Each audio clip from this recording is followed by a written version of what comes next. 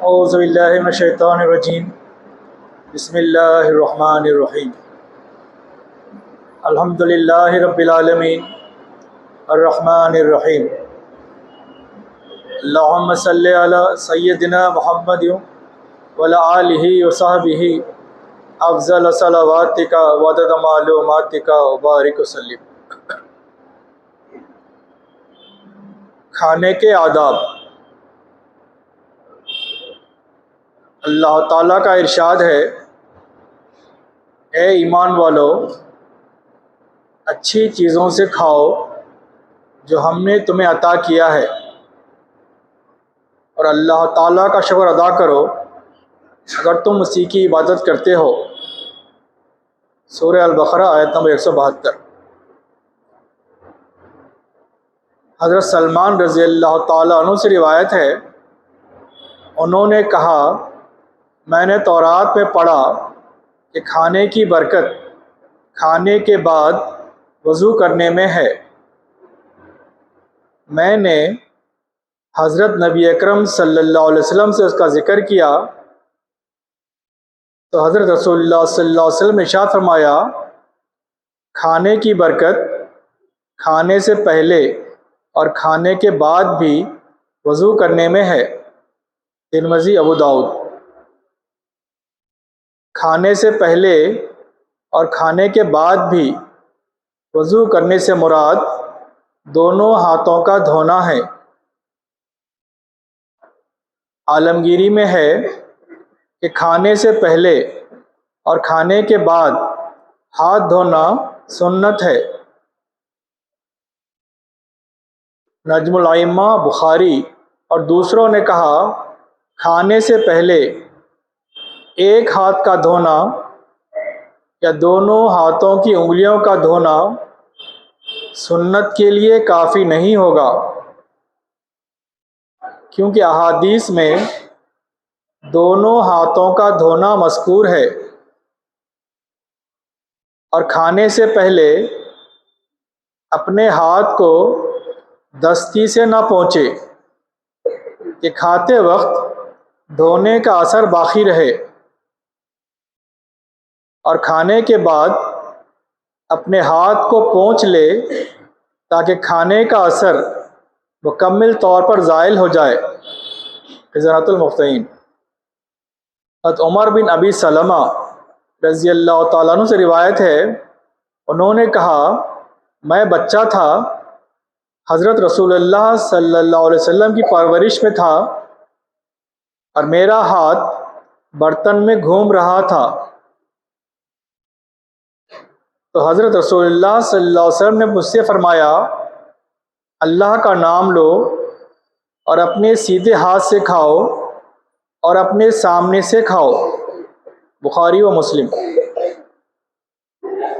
جمہور علماء اس بات کی طرف گئے ہیں کہ اس حدیث شریف میں تینوں احکام مستحب ہیں، اور بعض علماء اس بات کی طرف گئے ہیں کہ دائیں ہاتھ سے کھانے کا حکم وجوب کے لیے ہے، یعنی لازمی ہے۔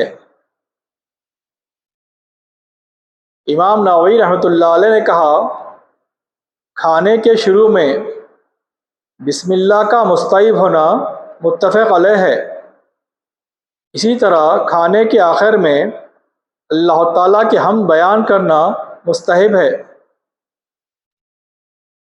علماء نے کہا، بسم اللہ کا آواز سے پڑھنا مستحب ہے تاکہ دوسرے کو تنبیہ ہو، اگر اس نے عمدن یا بھول کر یا ناواقفیت سے یا زبردستی یا کسی سبب کی وجہ سے عاجز ہو کر بسم اللہ پڑھنا چھوڑ دے، پھر کھانے کے دوران قدرت پا لے تو اس کے لیے بسم اللہ کہنا مستحب ہے۔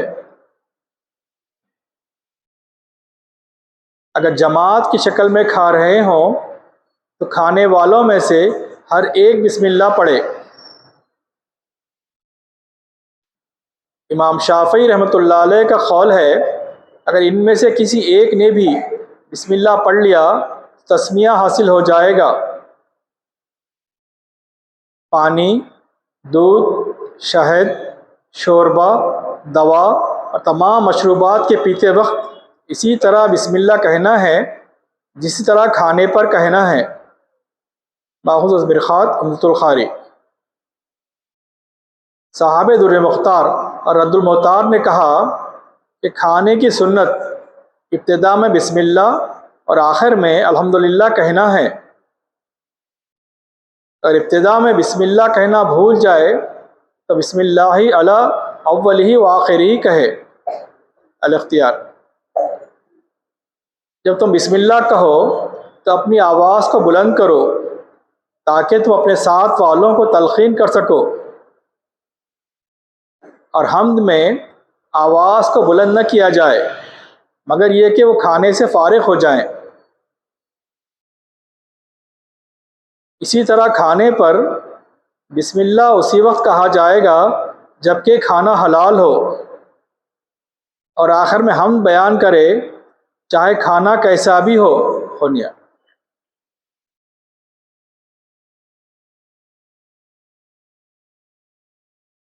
بسم اللہ الرحمن الرحیم۔ درس مواضع حسنہ۔ صاحبو، گزشتہ دروس میں ذکر کا طریقہ، ذکر کی فضیلت، ذکر کے آداب اور ذکر کا مقصد بیان کیا گیا تھا۔ آج کا درس بھی ذکر سے متعلق ہے۔ اللہ تعالیٰ دو حالتوں میں بھولے جاتے ہیں، ایک تو نعمت کی حالت میں، دوسرے مصیبت کی حالت میں۔ ان دونوں حالتوں میں اللہ تعالیٰ کی یاد کرنے والے اور اس کو نہ بھولنے والے ہی حقیقت میں اللہ تعالیٰ کے چاہنے والے ہیں، اور ایسوں ہی کو اللہ تعالیٰ بھی چاہتے ہیں۔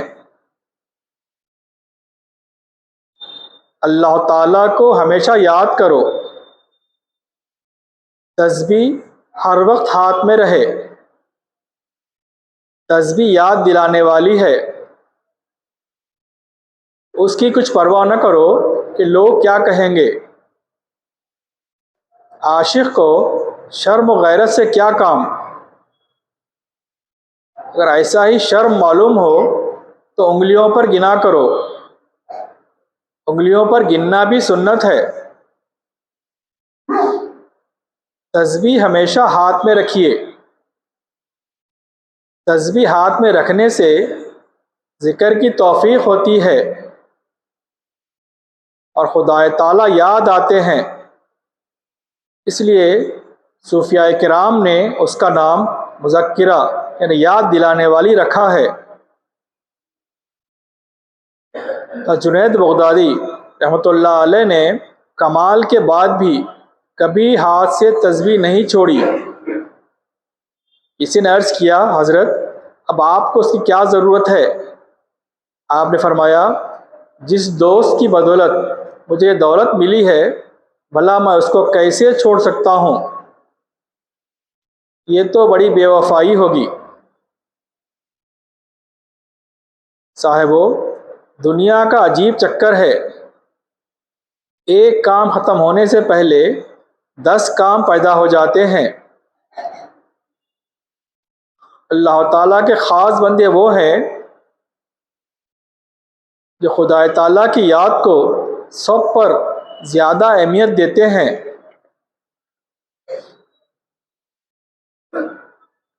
اپنے پیر و مرشد کا تصور جما کر ذکر کثرت سے کیا کرو۔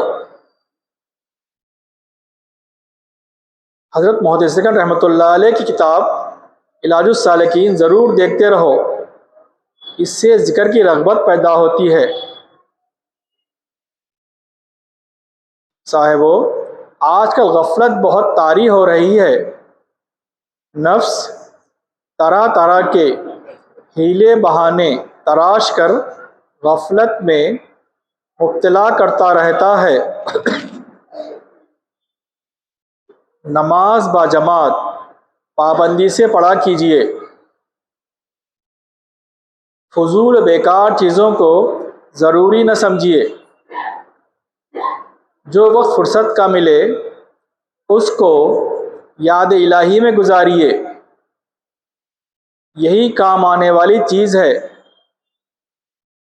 باقی سب چیزیں کچھ بھی نہیں ہیں۔ ایک وقت تنہائی کا مقرر کر کے خدا کی یاد کیا کرو، اور یاد الہی ایسی ہو کہ زبان و دل دونوں اس میں شریک ہوں۔ صرف زبانی یاد مؤثر نہیں ہوا کرتی ہے، وہی یاد رنگ لاتی ہے جو دل زبان دونوں سے ہو۔ جب اللہ تعالیٰ کا نام لینے بیٹھو تو خاصدن دل میں کچھ وسوسہ نہ لاؤ، اور جو وسوسہ خود آ جائے اسے آنے دو، تو آپ کے لیے نقصان دینے والا نہیں ہے۔ ذکر زیادہ ہوا کرے، جب تک ذکر میں رہو گے اللہ تعالیٰ آپ کے ساتھ رہتے ہیں۔ اللہ تعالیٰ فرماتے ہیں انا جلیسو من ذکرنی، جو مجھے یاد کرتا ہے میں اس کا ہم نشین ہوں۔ یہی فضیلت کیا کم ہے کہ ادھر ذکر شروع ہوا اور ادھر ذکر کرنے والے کی بخشش ہو جاتی ہے، اور مرنے سے پہلے اس کا نام اولیاء اللہ کی فہرست میں لکھا جاتا ہے۔ جو وقت یاد الہی میں گزرتا ہے اس کی کوئی قیمت نہیں۔ اللہ تعالیٰ کی یاد میں رہنے سے بڑھ کر کوئی نعمت نہیں۔ ذکر ہمیشہ کیا کریں، ناغہ نہ ہونے دیں، تھوڑا ہی کیوں نہ ہو پر ہمیشہ ہو۔ چند روزہ ذکر دل پر کچھ اثر نہیں کرتا۔ اللہم صلی علی سیدنا محمد و علی آلہ وصحبہ افضل صلواتک و عدد معلوماتک و بارک وسلم۔